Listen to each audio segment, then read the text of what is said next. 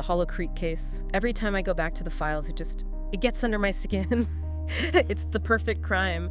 But not because it was brilliant. It was perfect because it was just ignored. It's that one moment, isn't it? The moment that just completely defies all logic. Yes, the vanishing. The instant our victim just linked out of existence in a place that should have been completely traceable. Right. It's not just a disappearance. It's like they clipped through the texture of reality. Exactly. And forget all the sensationalism, the lurid details you hear on other shows. We have to go back to the first hour, the cold, hard logistics. Because this wasn't someone getting lost in the woods. Not even close. We are talking about somewhere familiar. Maybe they were stepping out of a local bar or, just walking those few blocks from the community center back home. A place with a tight timeline. A place that would demand so much control to pull something like this off. And yet, poof, they were gone. Not a single breadcrumb. Not one actionable piece of evidence left behind. And that impossibility, that perfect vanishing act, is exactly why the investigation went so wrong so fast. How do you mean? Well, the public, and the police too, their default is to think about disorganized crime. Something messy, opportunistic. A crime of passion. Right, but a vanishing this clean, that's not just a missing person. You're looking at a sentinel event, the launch of a career criminal. A deeply calculated one. And that's the real horror, isn't it? The thing the data really forces you to stare at, the failure to catch this person right then and there, it didn't just hurt the victim and their family. Oh no, it put the entire community in danger. An active threat. Absolutely. True perpetrators, especially the highly organized ones, if they're not caught, they don't just stop. They're enabled. They keep going. They perfect their methods. And all the while, law enforcement is, chasing down the wrong person? Wasting years, resources, and destroying another life in the process. It's the core injustice of the Hollow Creek case. It really is. I mean, when we look at these wrong person, wrongful conviction cases, the stats are they're damning. In something like 60% of all known cases, the real killer escapes, at least for a while. Hollow Creek is the infuriating blueprint for how that happens. An innocent life is ruined, and the actual monster is given a free pass to keep hunting. And that is exactly our mission for this deep dive. We are going straight into the original Hollow Creek documents. We are going to expose the two fundamental failures that came together here. First, the monstrous psychology of the killer that was right there in front of them, but they just missed it. Yeah, and second, the truly astonishing police negligence that let that killer walk free and kill again. We have to connect the dots. The killer's profile on one side and the procedures that, if they had just been followed, would have stopped them. Long before the real death toll was tallied. So let's start there. Let's start in the darkness. We're going to profile the subject we now know was operating in Hollow Creek, a figure we've nicknamed the caretaker. And the psychological profile they ignored, it's genuinely chilling. It is. When the investigators, years later, finally caught up to the pattern of the caretaker, they realized they weren't dealing with a brute. This wasn't a thrill killer. No. They were dealing with a very specific, very intimate kind of monster, one that uses trust as its primary weapon. They're looking for an angel of death. And that profile is so uniquely terrifying because it completely inverts our expectation of where danger comes from. Right. The angel of death uses proximity, access, the absolute expectation of safety to commit their crimes. They're predators hiding in plain sight. Okay, let's define that, the environment. Because this is the first, and I think the biggest clue, the early Hollow Creek investigation just blew right past. The psychological criteria are crystal clear on this. This type of killer operates in a localized, trusted setting, a place where death is. Well, it's not unexpected. So we're talking about a nursing home, a hospital. A hospital, a group home, any kind of residential care facility, the natural mortality rate of the population there, it provides the perfect cloak for murder. And they start young. Often, yes. The criminal career can start around age 21. They get that institutional access, that credibility early on. It's the ultimate camouflage. But here's the question, the disconnect that must have baffled those first investigators. If this angel of death was operating in a care facility, how does that connect to someone vanishing off a quiet neighborhood street? And that is where the organized killer profile becomes so critical. The care facility, you see, that's not just their hunting ground, it's their training ground. Their lab. Exactly. It's where they learn specific, subtle methods. How to neutralize someone, how to stage a scene, how to make a body disappear. They learn to use the tools at their disposal, a service elevator, a laundry chute, a secure parking garage exit that nobody else pays attention to. So they learn how to make someone vanish without a trace inside the institution first. And once they've mastered that, taking the crime outside is just applying those highly developed, organized techniques they perfected indoors. So the caretaker in Hollow Creek, they probably didn't start with the street vanishing. That wasn't their first crime. Not a chance. They likely had multiple successes inside a facility that were just written off. Natural causes. An unfortunate accident. The street vanishing was their graduation. It was their way of proving that their methods were absolutely foolproof, that they could do it even in a much less controlled environment. They take that clinical precision and apply it to a public space. They know how to target vulnerable people. They've pre-planned the disposal logistics down to the second. But the motivation, that stays the same, doesn't it? Whether it's inside a hospital or out on the street? It's always the same. It's about the enjoyment of absolute power. The power to choose. The impulse to have total control over life and death. To be the one who gets to flip the switch. And their job gives them the tools, the access to life-sustaining and life-threatening equipment and supplies. That must fuel the fantasy. It's key to their modus operandi. They're surrounded by the very things, medical compounds, cleaning supplies, you name it, that they can use to kill discreetly and convincingly. And the scale of this, before they're ever caught, it's just staggering. What do the numbers tell us about how often they kill?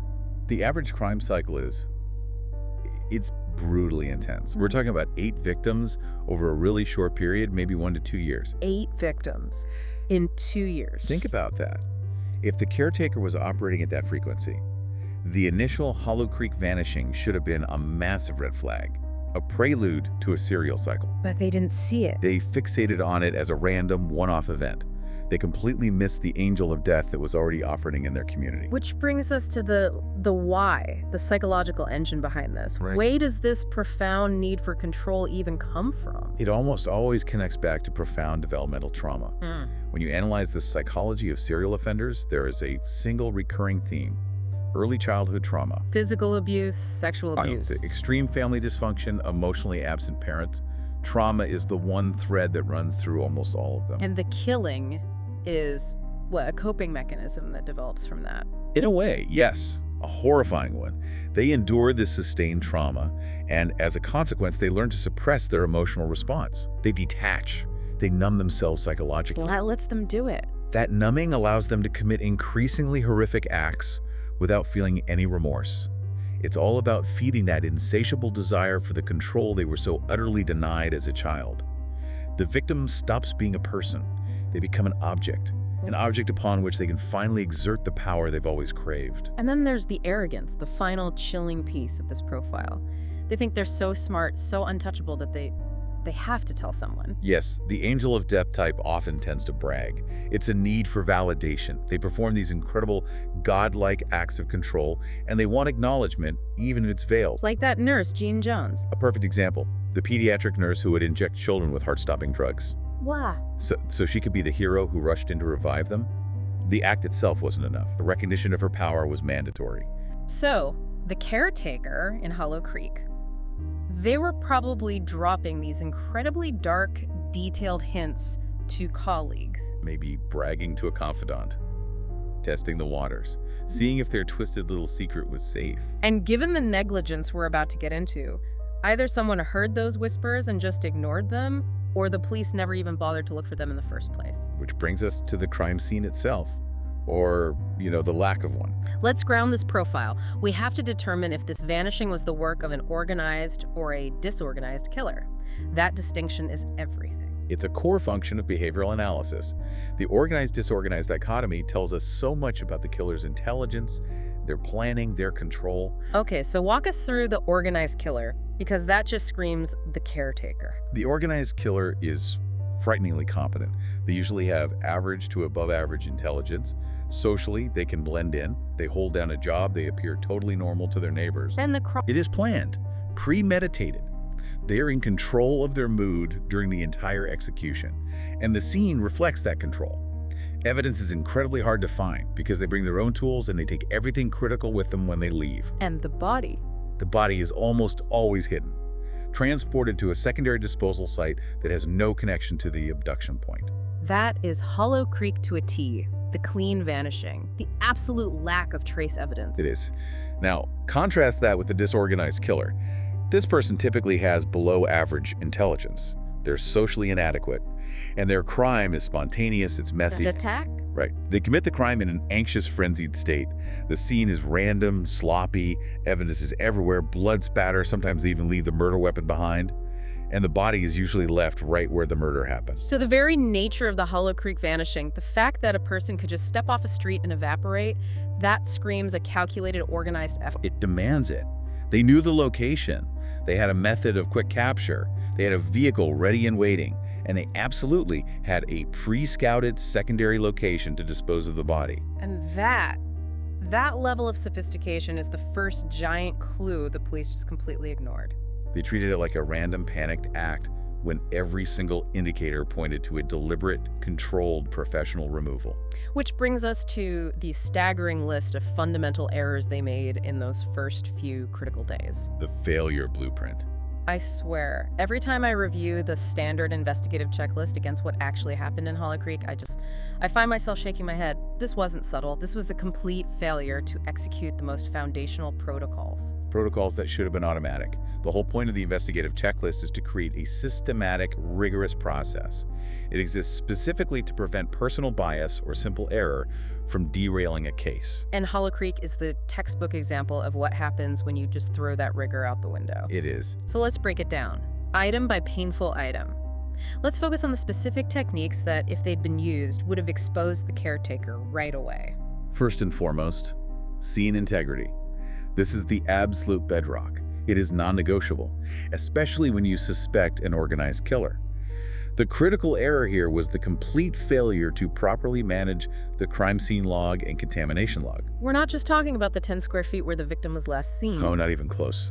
With a vanishing, the immediate priority should have been to secure an enormous perimeter. We're talking adjacent blocks, service entrances, rooftops, dumpsters, everything. If that perimeter isn't sealed instantly, it's all useless. It's all compromised. The crime scene log documents every single person who enters and exits. The contamination log tracks any potential outside materials brought in. In a vanishing, an organized killer often uses a hidden exit, a service door, an alleyway. We've seen it in so many other notorious cases. So if the police only secured the front of the building, they might as well have held the back door open for the killer.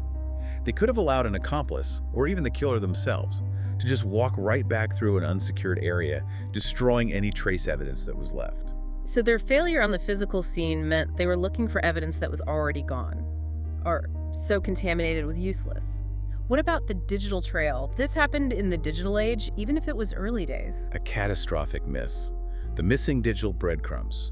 The checklist mandates a comprehensive telephone record analysis, and this is not just checking the victim's last few calls. No. It includes landline records, cellular data, pager info, and critically, a thorough mud and toll SAMA study of incoming and outgoing calls. Okay, let's pause on that. That's a technical term. You have to explain what a mud and toll SAMA study actually is and why it's so vital for cracking someone like the caretaker. It's crucial context. A mud and toll study is basically a deep forensic audit of all telephone activity.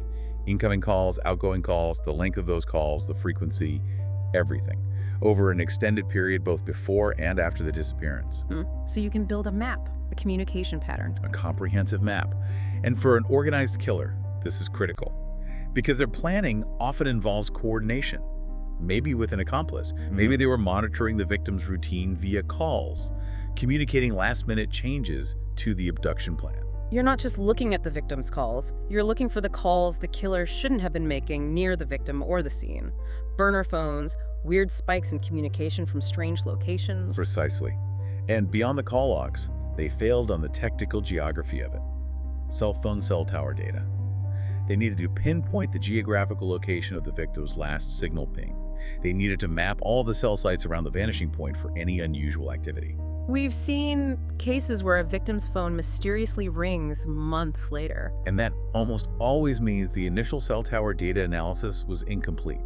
They failed to capture the definitive last known location or the trajectory of the device. So they were looking for a body in a river when the killer's entire plan was basically written in digital ink. But I think the most egregious failure, especially given the Angel of Death profile, was their failure to connect Hollow Creek to the bigger picture. Absolutely. They completely failed to acknowledge the potential for serial crime. The checklist demands an analysis of similar crimes incidents in the geographic area.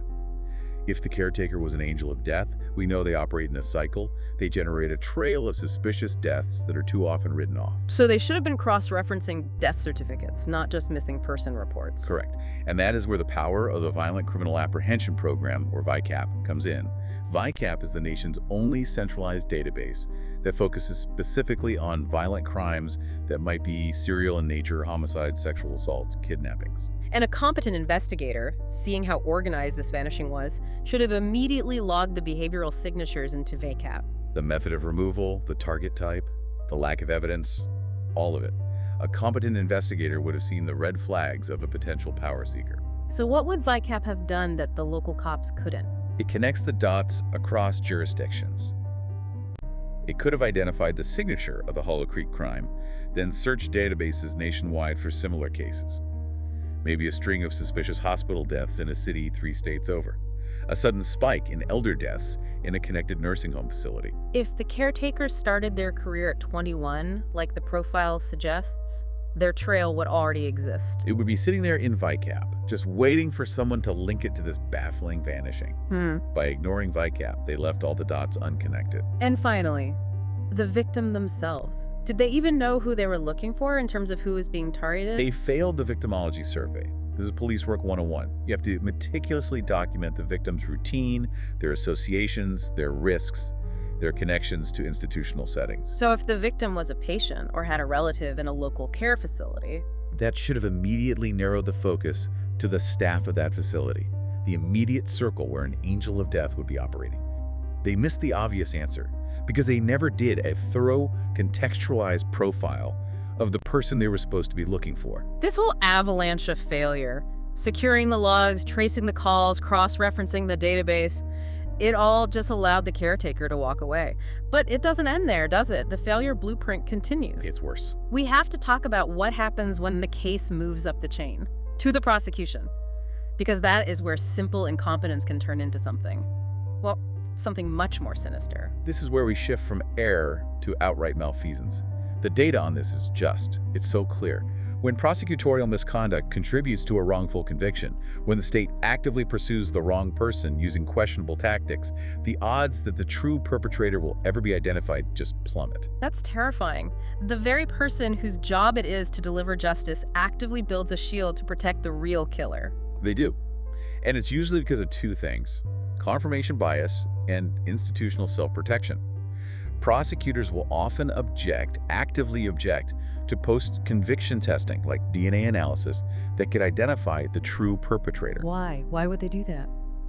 Because the new information fundamentally challenges the narrative they built, the story they sold to a jury and successfully defended in court.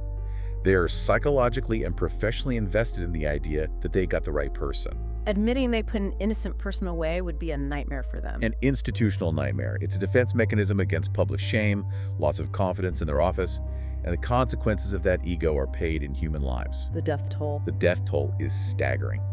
One analysis found that 39 serial homicide offenders committed an additional 79 homicides after the system wrongly convicted someone else for their first crime. Wait, say that again? 39 killers committed 79 more murders.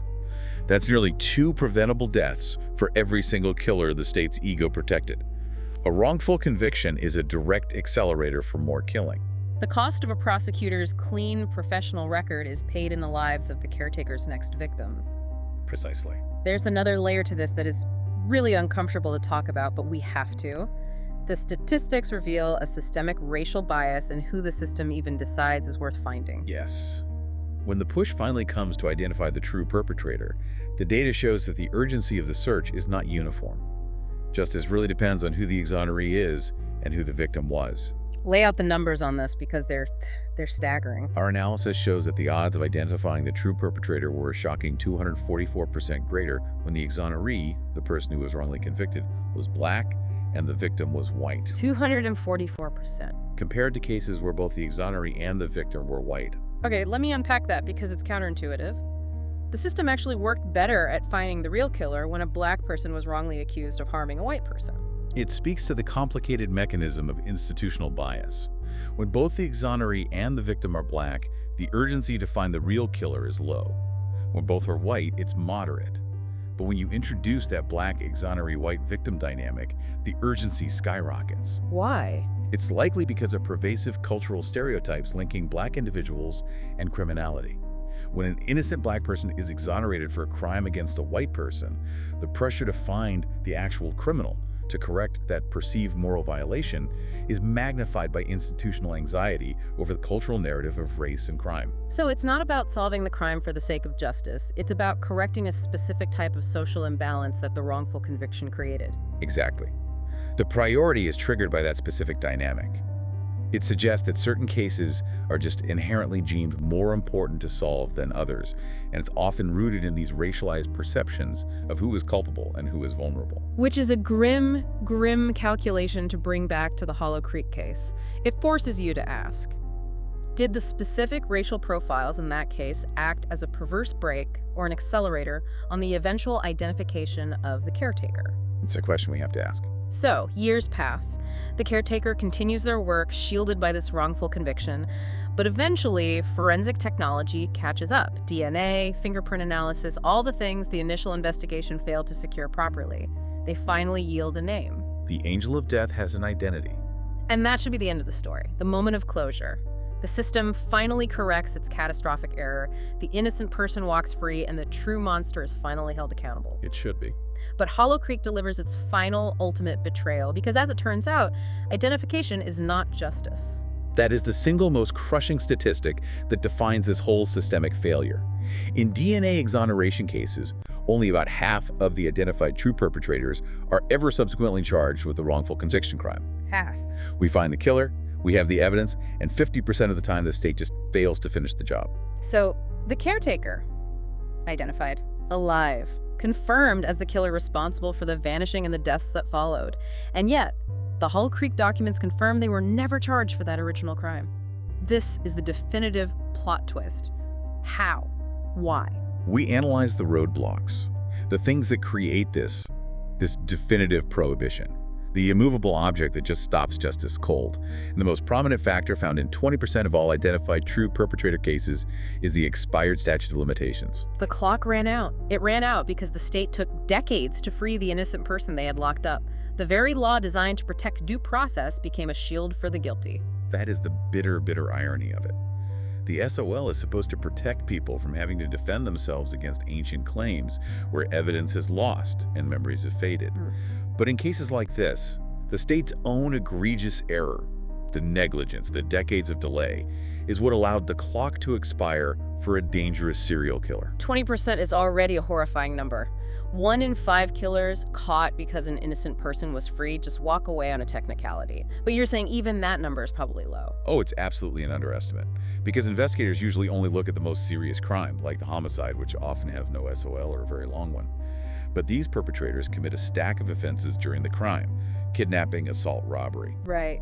If you factor in those lesser crimes where the statute of limitations is much, much shorter, that percentage of protected true perpetrators jumps from 20% to 31%. So a third of them are protected. The system's own slow, negligent march towards correcting its own injustice guaranteed the freedom of the guilty. Okay, so beyond that hard legal barrier of the SOL, what were the other excuses? The administrative or psychological reasons prosecutors gave for refusing to go after the caretakers, even if they could have. These are the discretionary factors, and they're rooted really deeply in bureaucracy and ego. The most common one we found was incarceration. In 41% of these cases, the true perpetrator was already locked up for another crime. So the prosecutor's argument is, why bother? They're already off the streets. It's a waste of taxpayer money to charge them for a crime from 30 years ago if they're already serving life. That's the rationalization. They prioritize resource allocation over actual justice. But this completely ignores the profound human need for closure. It's not just about locking them up. They're already locked up. Exactly. It's about rectifying the public record. It's about giving closure to the victim's family. And most importantly, it's about formally acknowledging the unimaginable trauma inflicted on the exoneree. Did that old confirmation bias play a role too? It did. We saw the guilt factor cited in about 8% of cases. Even with undeniable DNA evidence proving the exoneree was innocent, the prosecutors still, secretly, believe the original conviction was basically correct. No, wait. Or that the newly identified killer was maybe just an accessory, not the main person. It's an absolute refusal to accept accountability for decades of their own error. And then the most infuriating excuse of all, embarrassment. Yes. The decision not to charge the caretaker was, in part, explicitly linked to the potential embarrassment for the prosecutor's office. Charging the real killer would mean a public, formal admission that they had spent decades defending the incarceration of an innocent person. So they chose to protect their own reputation. They prioritized self-preservation and protecting the institution's image over the necessary final act of justice. How can the inconvenience of admitting you were wrong possibly outweigh the moral obligation to prosecute a known angel of death? A killer who went on to claim more victims because of that initial mistake. It can't. And that's the absolute tragedy of it. Convicting the true perpetrator provides critical closure, not just for the victim's family, but for the exoneree. When the state finally charges the real killer, it removes the stigma that follows that innocent person for the rest of their life. Because even when they're exonerated, there's always a shadow of doubt. Always. Until the real perpetrator is charged, that shadow lingers. Charging the killer is the state's ultimate necessary apology. It helps the exoneree psychologically reintegrate and finally find peace. But in Hollow Creek, the caretaker, this highly organized angel of death, was protected. Protected by a bureaucratic shield made of statutes of limitations, confirmation bias, and institutional embarrassment. And they walked away from any accountability for the crime that launched their entire killing spree. The Hollow Creek mystery, when you boil it all down, is just a perfect, grim symbol of systemic failure. It started with the gross negligence of the first cops on the scene, missing every single checklist item from scene logs to VICAP, and allowing a predator to operate right under their noses. And that initial negligence created decades of delay, which was then compounded by institutional self-protection. Prosecutors prioritizing their egos and procedural defenses over actual justice. It was a chain of failures that guaranteed that when the truth finally came out, the killer was beyond the law's reach. The final insult in all of this is the statute of limitations, a legal concept that's rooted in protecting due process. But in this case, it was twisted into a shield for the guilty. And only because the state itself moved too slowly to free the innocent. Which forces us to ask the ultimate question that hangs over every single case like Hollow Creek. If the state is directly responsible for decades of delay, allowing an innocent person to suffer in a cell while a killer continues their work, should that violent predator ever be allowed to claim protection from culpability? 27 states have already adopted DNA exceptions to the SOL. They recognize this fundamental injustice. And is that enough? That's the question. Should the statute of limitations for a violent crime committed by a true perpetrator be entirely eliminated when that person was only protected because the state wrongly convicted someone else for their actions? It's a question of legal ethics versus moral justice, and the answer determines how many more angels of death remain unpunished. The time lost by the innocent is the time gained by the guilty. That imbalance has to be fixed. We hope you take this knowledge and you use it. Don't forget the true victims, and please don't ever forget the exonerees who were caught in the middle of a system that failed them at every single turn.